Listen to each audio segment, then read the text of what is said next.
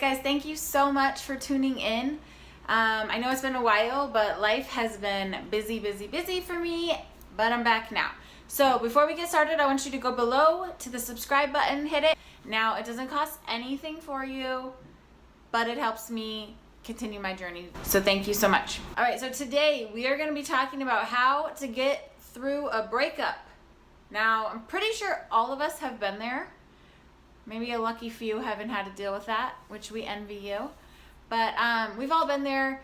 I have been there probably more times than most because I have this really great talent for picking the wrong people. So I've learned a lot, and I'm here to share that knowledge with you today. So if you're ready, let's get right into it. All right, tip number one I'm going to give you is initiate a no contact order with yourself. All right, I'm telling you, it's so much easier to get through a breakup if you're not continually talking to them, texting them, giving yourself and them a false hope that something will be fixed. And also, your brain and your mind cannot start to begin the healing process if there's still hope that something's going to happen or if you haven't accepted that it's over. So as you continue to contact them and have communication with them, it's stopping yourself from moving on. So just from the beginning, start a no contact. That means social media too, guys. All right, no phone, no text, no social media, no stalking. Okay? No. All right, the second thing is you need to work on your mindset during this time. There's a lot of things that you can face in life where you're going to need to be mentally tough. So going through a breakup is a great place to start that journey. Now, the way that I tend to do this is I love to read. So I read self-improvement and self-development books like a crazy person. But if you're not a reader, you can get an Audible book, or you can just search on YouTube and you can find a lot of self-development programs that you can listen to, or a podcast, whatever it may be, online. There's so many tools that you can read or listen to help develop your mindset and become more mentally tough. Now, one of my favorite books to recommend to people, whether it's they need to feel a little bit more self-worth or they're trying to get better in business or whatever it is a book called You Are a Badass by Jen Sincero. It's a bright yellow book. I'll link it below so that you can go check it out on Amazon.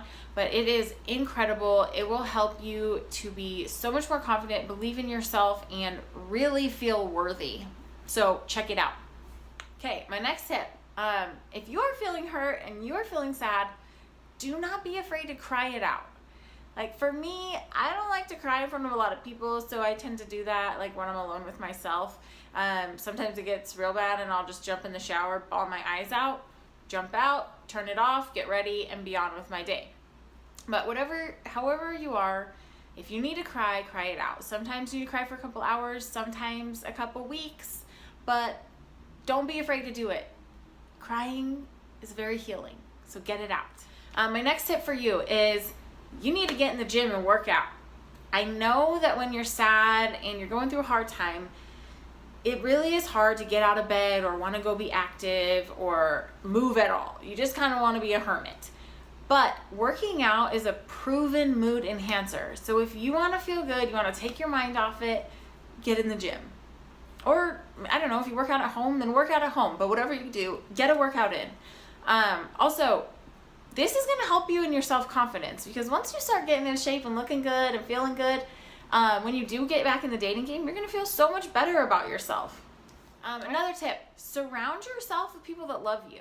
And I know this is going to be so hard when you're sad. You just want to be by yourself. But really, you need to force yourself to plan some activities with your friends. Well, do something where you're around people, because that's going to pull you through that time frame where it feels really hard. All right, the next tip is you really need to sit down with yourself and plan for the future. And the way that I do that is I make lists. I am a super structured person and I love lists, and I think it just makes things very clear for you. So I'm going to tell you a couple lists that you need to make. First list needs to be a list of the red flags that you ignored in your current relationship that led you to where it is now. So it happens to all of us. The red flags appear, and it's usually once we're already so in love that we feel like we have to just accept it, or we can change them or whatever. So make a list of those red flags so that next time they appear, you won't ignore them. Also, make a list of the things that were completely unacceptable that your partner was doing or how they were treating you. Whatever just really wasn't okay for them to be doing, make a list of that so that you'll remember it for next time. Also, I want you to make a list of the things that you could have done better, because honestly, in every situation, we can take some kind of responsibility. Just whatever you think you could have done better in this situation, write that down so that you can start working on those things for your future relationships. Okay, and then a really important list you need to make is your must-haves and your deal breakers. So whatever you will not accept in a relationship, write it down. And then the things that this person must have or do for you to be in a relationship with them, you need to write it down. Because once you have a clear-cut list, it makes it much easier to follow that list in the future. I mean, my parents made me do this when I was like 16, and I thought it was a joke. I didn't take it serious. I wrote it all out, but I never followed it. So write the list and then sit yourself down in the mirror and make a firm commitment to yourself that you're going to follow the list. And when red flags appear, you're not going to ignore them. And if the person you're dating doesn't have the things on the list, you're going to end it. Just point blank. You have to be blunt with yourself, and you have to make a commitment to follow the guidelines you've set out for yourself. All right, and the last tip is you need to laugh. Whenever you smile, it just makes your mood so much better in the first place. So also with this, you can now, you've kind of healed a little bit, you can look back on that relationship and laugh about how incompatible you guys were. Laugh about how you guys were not meant to be together and you were just blinded by love. You know, hindsight is 20/20, so it's so much easier after the fact to look back and be like, wow, what was I thinking? All right, so now that we've gone over some things that you need to do to get through a breakup, I want to go over some things that you absolutely should not do while going through a breakup.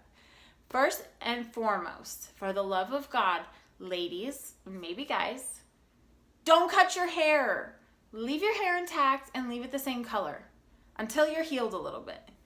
Because we all know somebody who has gone and chopped their hair off and a few weeks later completely regretted it, but they just needed a change right away. And really they didn't need a change. They just needed to work on their mindset and get through their breakup in a healthy way. Second, do not overindulge in ice cream, cookies, gummy bears, donuts, chocolate, whatever you love. Don't overindulge.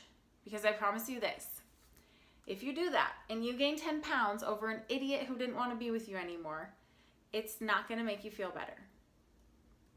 You're going to look worse. You're going to feel worse about yourself. You're going to have a diminished self-worth. And you're going to want to hide in your room for longer. So guys, if you want some chocolate, by all means have some. Have a little pint of Ben & Jerry's, but don't overdo it. Don't gain 10 pounds for some idiot. Okay, and this is, I think, the most important actually, is do not get on social media and try to ruin the name of your ex. I'm telling you, I see this all the time, but honestly, it makes you look bad. And it kind of makes them look better in the situation. And I'll tell you this, it makes you look really silly when you go on social media, put all your garbage out there, and then a week later, you're back with that person posting about how in love you are. So keep private matters private, keep your reputation intact, and don't try to ruin their reputation because of a breakup. I don't know about you, but a few breakups that I've gone through, I completely went off the deep end after. And I went and got wild party girl drunk and made terrible decisions that I then regretted.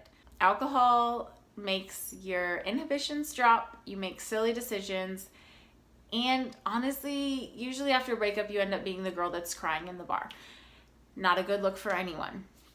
Along those lines too, don't go rebound and hook up with the next person who gives you attention. Everybody has said before, like, to get over someone, you gotta get under someone.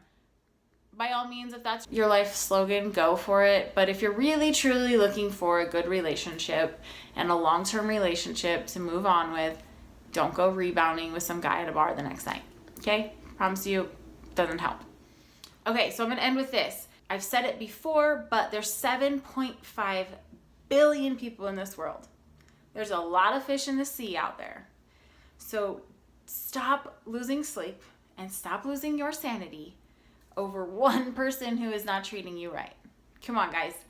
It's not worth it, but you are worth it. So stop crying over one dude or one girl. Okay?